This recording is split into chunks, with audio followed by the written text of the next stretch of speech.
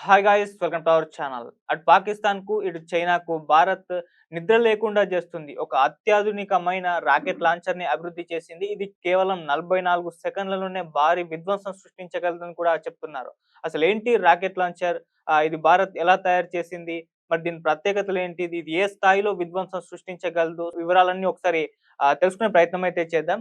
దీనికి సంబంధించి అంటే మొదటి నుంచి కూడా చూస్తే పహల్గామ్ ఉగ్రదాడి తర్వాత పరిస్థితులన్నీ కూడా మారిపోయాయి. అటు భారత్‌కి, పాకిస్తాన్‌కి మధ్య యుద్ధ వాతావరణం నెలకొనడం, యుద్ధం జరుగుతుందేమో అని జెప్పేసి భావించడం, అంటే అటువంటి అనుమానాలన్నీ కూడా వ్యక్తమయ్యాయి. కాకపోతే భారత్ ఆపరేషన్ సింధూర్ పేరుతో మొత్తం కూడా ఉగ్ర స్థావరాల మీద దాడులు చేసింది. 100కు పైగా ఉగ్రవాదుల్ని పూర్తి స్థాయిలో నాశనం చేసింది. ఆ తర్వాత పాకిస్తాన్ కూడా కౌంటర్ ఇచ్చే ప్రయత్నం చేసినప్పటికీ అది ఫెయిల్ అయిపోయింది.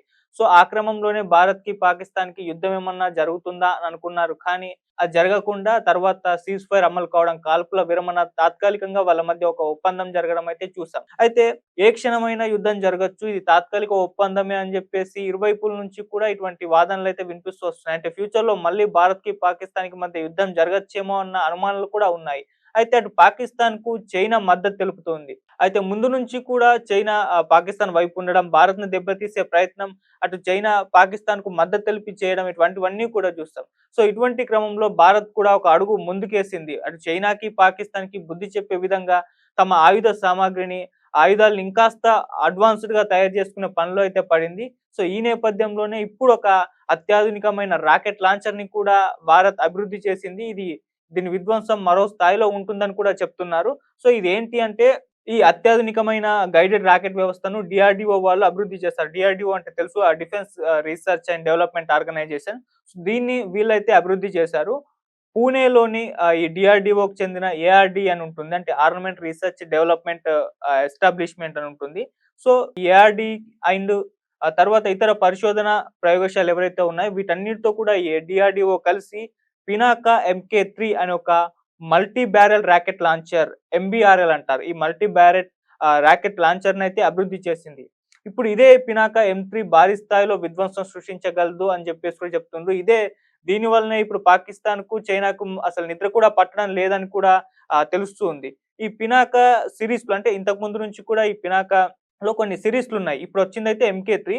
సో, అంతకుముందయితే వెర్షన్స్ ఎంకే1 అని ఉండేది. ఇది 40 కిలోమీటర్ల పరిధి ఉండేది దీనికి. ఇక ఎంకే2 ఇది రెండో వెర్షన్. ఇది 60-90 కిలోమీటర్ల పరిధిలో డ్యామేజ్ చేయగలదు. అయితే మూడో వెర్షన్ వచ్చేసరికి గైడెడ్ పినాకా అని ఇంకోటుండేది. ఇది 75-90 కిలోమీటర్ల పరిధి దీనికుండేది.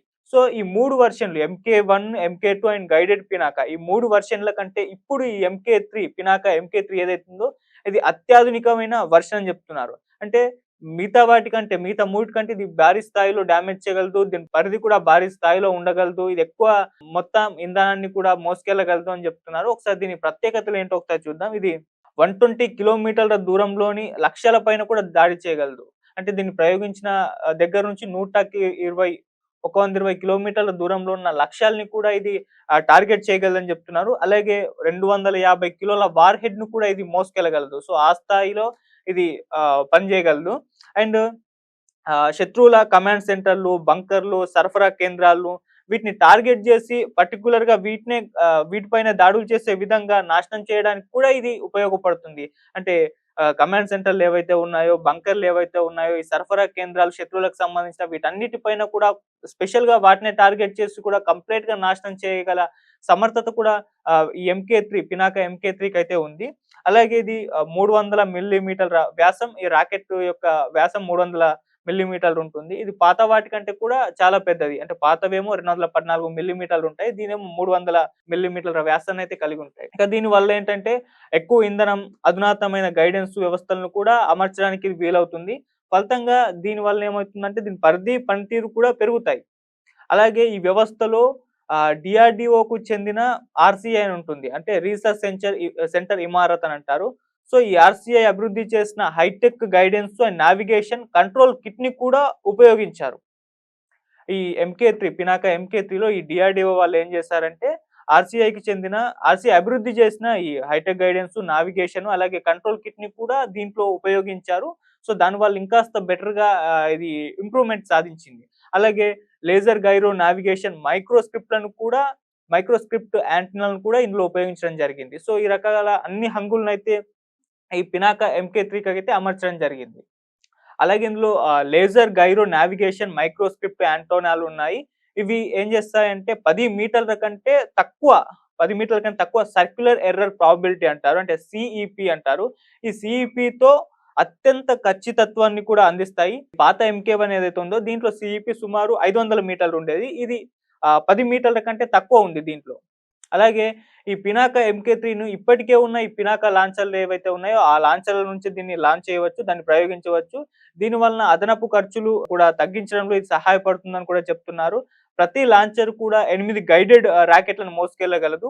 అయితే దీని యొక్క అసలు స్పెషాలిటీ వచ్చేసరికి ఇది కేవలం 44 సెకన్లలో, కేవలం 44 సెకన్లలో 700 x 500 మీటర్ల ప్రాంతంలో విధ్వంసం సృష్టించగలదు. 700 x 500 మీటర్స్‌ల ఆ మొత్తం సర్కిల్‌లో ఇదంతా కూడా భారీ విధ్వంసాన్ని సృష్టించగలదు. ఇదే ఇప్పుడు మెయిన్ స్పెషాలిటీ పినాక MK3 యొక్క స్పెషాలిటీ అని చెప్తున్నారు.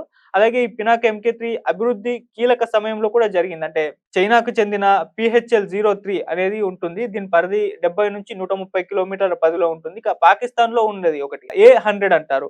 సో, A100 యొక్క పరిధి కూడా 120 కిలోమీటర్ల మేర ఉంటుంది. అయితే ఇటువంటి దూర శ్రేణి రాకెట్ వ్యవస్థలను భారతదేశంలో కూడా డెవలప్ చేయాలి. ఎందుకంటే వాటిలో ఉన్నాయి. మళ్ళీ రేపటి రోజు అటాక్ చేస్తే అని ఒక డౌట్ అయితే ఉంది. ఎందుకంటే పాకిస్తాన్ కాబట్టి చెప్పలేం. సో, అందుకే ఇటువంటి దూర శ్రేణి రాకెట్ వ్యవస్థలను భారతదేశాన్ని తమ సామర్థ్యాలను కూడా పెంచుకోవడానికి పురికొల్పాయి. సో, అక్కడ ఉన్నాయి. మనం కూడా వాటిని ఏర్పాటు చేసుకోవాలి. మనం కూడా వాటిని డెవలప్ చేసుకోవాలని చెప్పేసి కోరుకున్నాయి. సో, అందుకే ఈ ముప్పులను ఎదుర్కోవడానికే 2021లో భారత సైన్యం ఈ పినాక వ్యవస్థను 120 కిలోమీటర్ల నుంచి 300 కిలోమీటర్ల రేంజ్ వేరియంట్లకైతే ఆమోదం తెలిపింది. సో, ఆ రకంగా ఇవి డెవలప్ అవుతూ వస్తున్నాయి. ఇందులో పినాకాలో MK1, MK2 గైడెడ్ వెర్షన్ వచ్చేసింది. ఇప్పుడు MK3 వెర్షన్ రావడం చూస్తున్నాం. అటు చైనా, పాకిస్తాన్‌లో ఉన్న వెర్షన్‌ల కంటే కూడా ఇప్పుడు మన దగ్గర ఉన్న వెర్షన్ చాలా అభివృద్ధి చెందింది. అలాగే చాలా ఎక్కువ స్థాయిలో డామేజ్ చేయగలదు. ఇప్పుడే ఇదే అటు పాకిస్తాన్‌కు, చైనాకు కంటి మీద నిద్ర లేకుండా చేస్తున్నట్టుగా కూడా చెప్తున్నారు. కేవలం 44 సెకన్లలోనే 700 x 500 మీటర్ల వ్యాసంలో కూడా ఇది డామేజ్ చేయగలదు. భారీ విధ్వంసాన్ని సృష్టించగలదు. సో, ఆ రకంగా పినాక MK3 అయితే డెవలప్ చేసుకుంటూ వచ్చారు. సో, మరి చూద్దాం ఫ్యూచర్‌లో ఏమన్నా భారత్‌కు, పాకిస్తాన్‌కి అండ్ చైనా ఎలాగో పాకిస్తాన్‌కు మద్దతు తెలుపుతుంది కాబట్టి యుద్ధం వచ్చే అవకాశాలున్నాయి అని చెప్తున్నా. అంటే ఆపరేషన్ సింధూర్ కూడా ఆగిపోవడం అనేది తాత్కాలికమే. ఏ క్షణమైనా జరగొచ్చు. ఎందుకంటే పూర్తి స్థాయిలో ఉగ్రవాదాన్ని నాశనం చేసేంత వరకు భారత్ ఊరుకోదు. ఆ పెహల్గాం దాడికి ఇంకా ప్రతీకారం తీర్చుకునే ఉంటామంటూ ప్రధాని మోదీ గారు కూడా పలు సందర్భాల్లో చెప్పడం చూసాము. సో, అంటే ఆపరేషన్ సింధూర్ అనేది కేవలం తాత్కాలికంగా మాత్రమే ఆగిపోయింది. అది కంటిన్యూ అవుతుంది. ఉగ్రవాదులు పూర్తి స్థాయిలో నాశనం చేసే వరకు.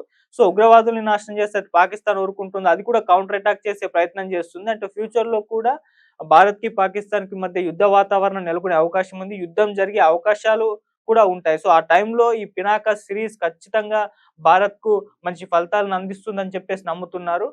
MK1, MK2 గైడెడ్ వెర్షన్ ఇప్పుడు పినాక MK3 అనేది ఇంకాస్త వాటికంటే బెటర్‌గా దీన్ని ఇంప్రూవ్‌మెంట్ చేసి రెడీ పెట్టేసుకొని ఉంచుకున్నారు.